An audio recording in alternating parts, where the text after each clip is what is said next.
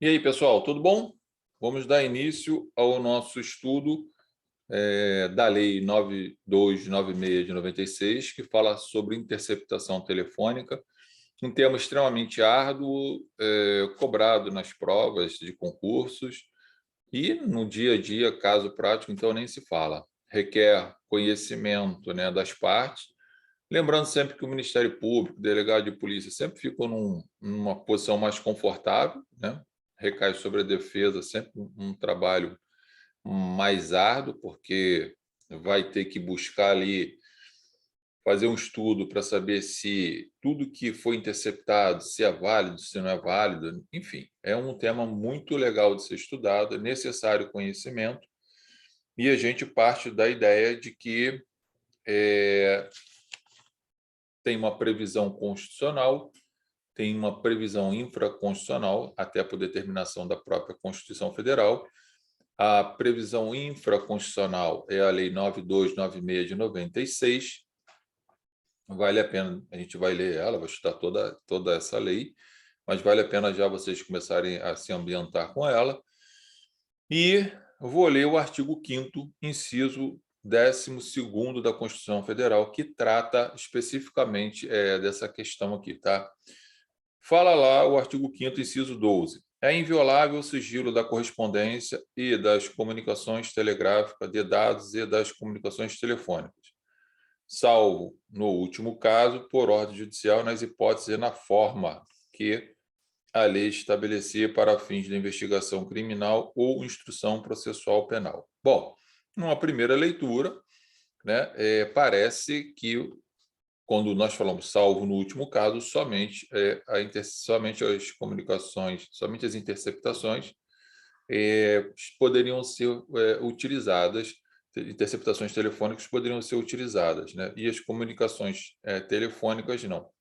Na verdade, já é passivo, né? A jurisprudência, a doutrina entende que qualquer meio de comunicação, né, em transformação, emissão, receptação de informações entre os interlocutores, é possível ter uma interceptação, seja escrita ou não, seja via telefone, seja via WhatsApp, seja via e-mail, seja via SMS, seja lá a forma como for, é possível ter essa interceptação, desde que tenha autorização judicial, ok? Vamos falar um pouquinho aqui, no primeiro instante, o seguinte: quando se fala da inviolabilidade, né, de um direito constitucional, nenhum direito constitucional é absoluto, né? Porque nós vamos cair, muito provavelmente, no conflito, às vezes, de interesses constitucionais. Então, posso precisar fazer uma interceptação telefônica para que seja desmantelado, por exemplo, uma organização criminosa, em prol da sociedade, né, da coletividade, é necessário que se faça essa interceptação. Muitos questionam se o direito, né, da coletividade deveria sobrepor o direito individual. Eu acho, nesses casos concretos, é óbvio que tem condições, sim, de se flexibilizar o direito individual, né? Senão, você nunca conseguiria capturar essas pessoas e a criminalidade estaria aí solta, rolando normalmente, né? Se com essa permissão já é difícil, imagine sem. Então, guarde que nenhum, né, direito constitucional ele é absoluto, ele pode ser flexibilizado. O que vai acontecer vai ser o choque de interesses constitucionais, vai haver a ponderação dos interesses, e aquele que for pender, né, para o lado da coletividade, no sentido, né, de salvaguardar direitos, vidas, bens, né, da coletividade, deve prevalecer sobre o individual. Me parece que é razoável. Tá? Voltando aqui, ó, é inviolável o sigilo da correspondência e das comunicações telegráficas, de dados e das comunicações telefônicas, salvo nos últimos casos por ordem judicial, nas hipóteses e forma que a lei estabelecer. Então, veja bem, existem hipóteses, né? Existem aqui situações específicas para que seja determinado a possibilidade da interceptação e na forma que a lei der. Então, existe uma forma, um procedimento a ser seguido, a ser obedecido para que esta interceptação, que provavelmente está buscando, né, a obtenção de prova para algum fim qualquer, ela tenha licitude. Tá? E que lei é essa? É a Lei 9296 de 96, ok? A gente precisa entender aqui algumas coisas que são muito interessantes. Eu posso ter a interceptação telefônica e eu posso ter a interceptação ambiental. Quando eu falo interceptação, tanto telefônica quanto ambiental, gente, eu estou falando, na realidade, de um terceiro interceptando, escutando, gravando a conversa dessas pessoas, de duas ou mais pessoas, com autorização judicial e sem o conhecimento dessas pessoas. Isso é uma interceptação, ok?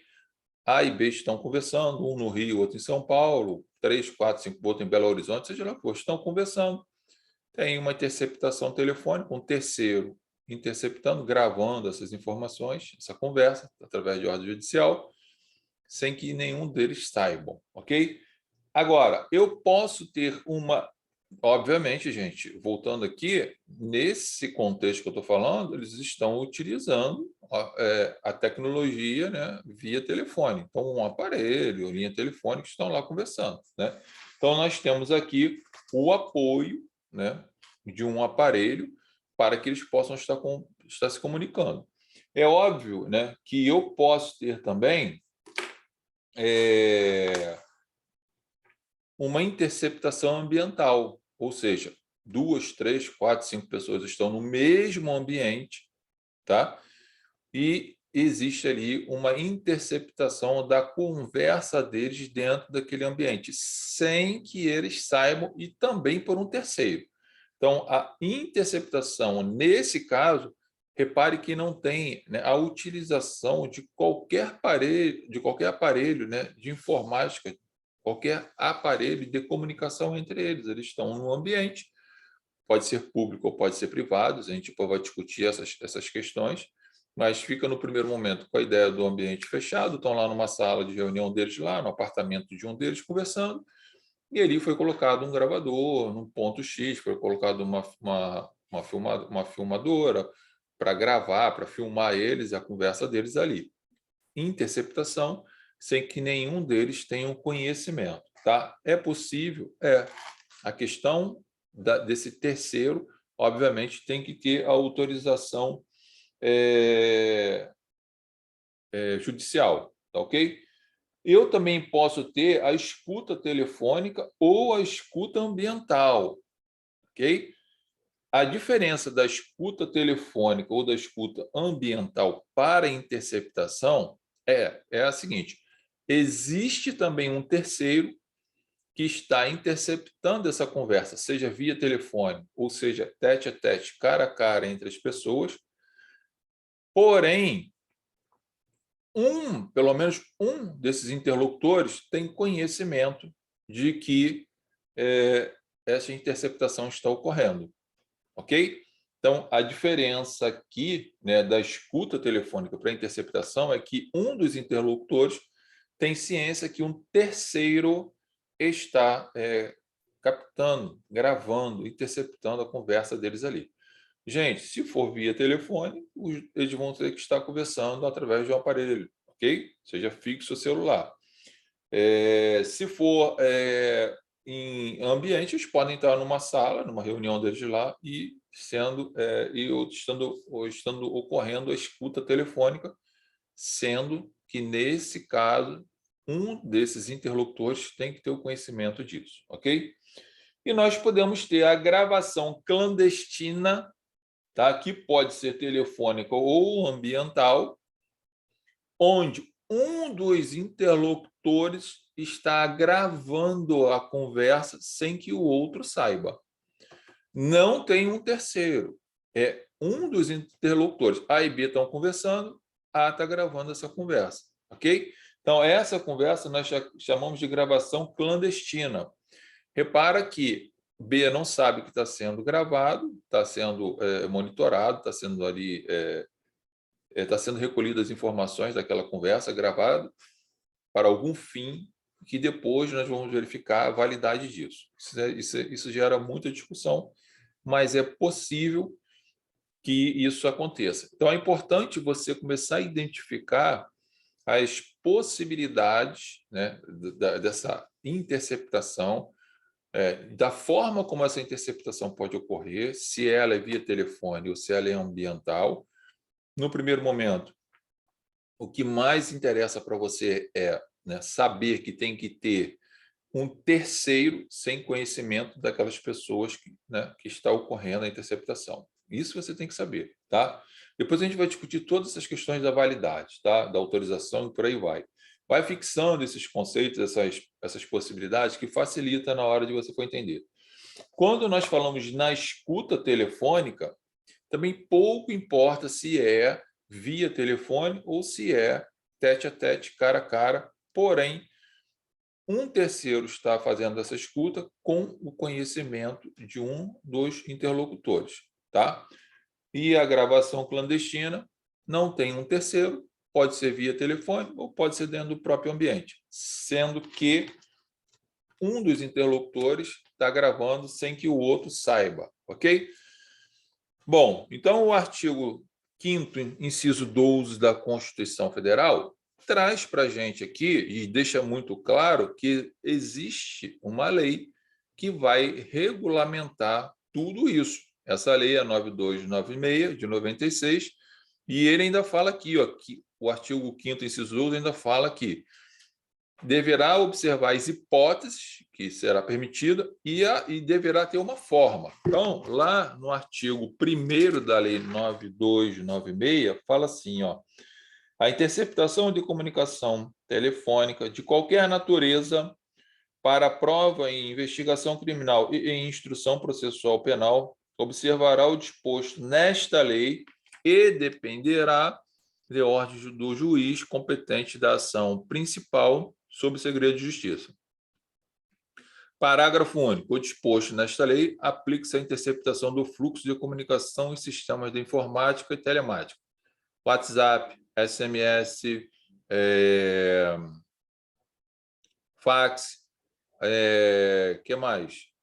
Qualquer meio, né, de forma de transmissão de dados será possível, tá? E-mail também. Então, essa lei, nós vamos estar estudando ela, sob a égide, obviamente, da Constituição.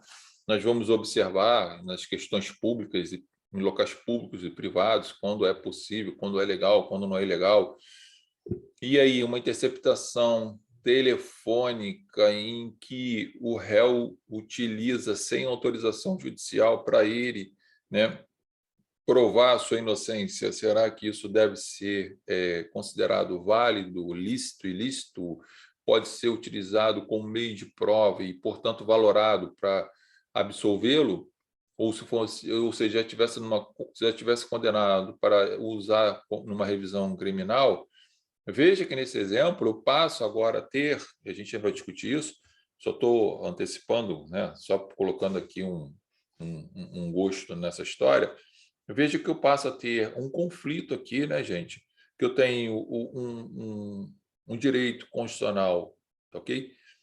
De inviolabilidade, né, de comunicação, com o direito, né, de liberdade de uma pessoa, com o direito de inocência de uma pessoa, ok? Então vejam que passa a ter um conflito. Isso a gente vai discutir, tem muita coisa legal para ser falada aí. Mas no primeiro momento, gravem essas informações, a gente vai retornar logo para as outras aulas, para a gente começar a discutir sobre isso, tá? Essa lei a gente vai explorar ela bastante, vai ter apostila no curso, enfim, tem muita coisa interessante aqui para a gente conversar. Qualquer dúvida, professor@josebrito.com.br, nossa plataforma martinsbrito.edplataforma.com. Logo a gente está retornando aí, bons estudos, grande abraço.